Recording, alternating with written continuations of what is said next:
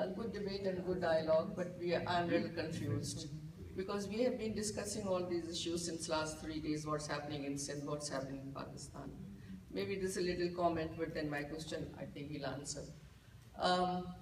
It looks very easy while you sit here far away from Pakistan and prepare your papers, come up with your theories and understanding of the system.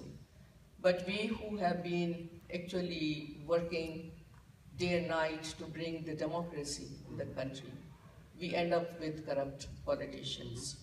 Even the changes they bring are those who benefit them. So we are victims of that beautiful democracy for whom people have led lives. Since last 7 years especially, we have been facing a system which is democratic. We have been given beautiful slogans, and Jamhuriyat is best, democracy is the best revenge, and that best revenge has been taken from people, not actually bringing any positive change in society, but aggravating whatever is happening. So my question is that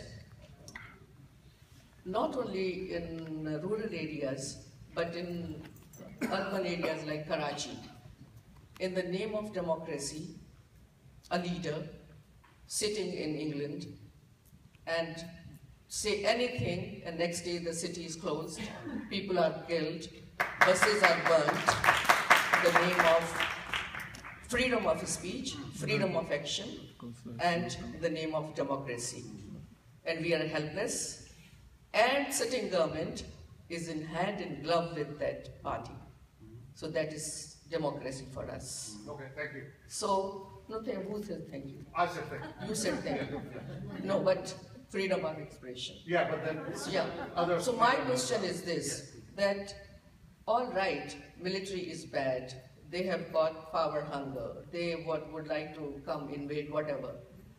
But how should we deal? You said that you come up with the solutions from inside the democracy. But the system is this, that we have got the same lot.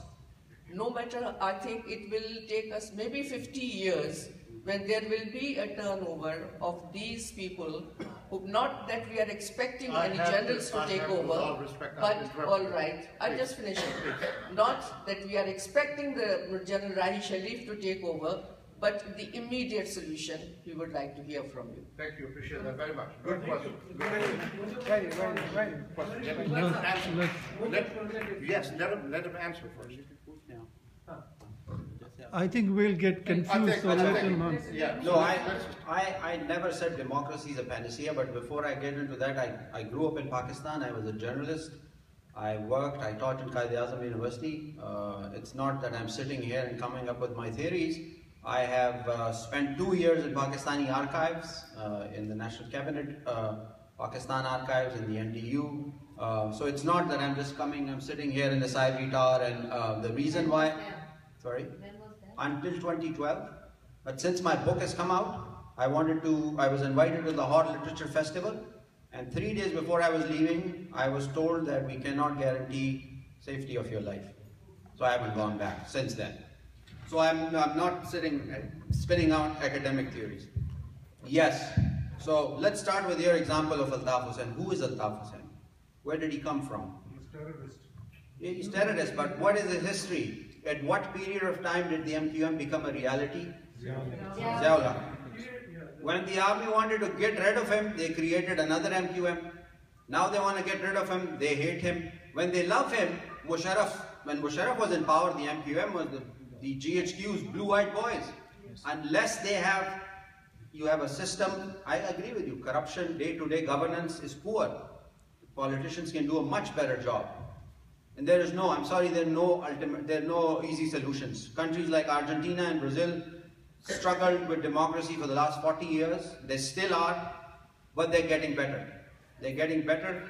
Once you get the very principle that an elected government can finish 5 years in power, that in itself has been a symbol, a signal of stabilizing democracy.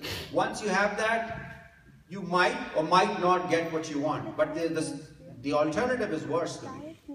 The alternative is General Saab pulling the strings from behind. Nawaz Sharif wants to have peace with India. I'm no fan of Nawaz Sharif for whatever reason. He went to Modi's inauguration. उसके बाद आपको पता है उनका क्या हाल हुआ. फिर धरना शुरू कर दिया. Unless politicians have the right, which they have the right, have the authority to make policies, it's very hard to blame them. Yes, the People's Party, let's be open. The leader you're talking about, People's Party connivance. They can do a better job. They can have definitely, that's our right. That's your right and my right. That's not the general's right to determine. That's not the ranger's right to go and kidnap people from restaurants. So the next question now.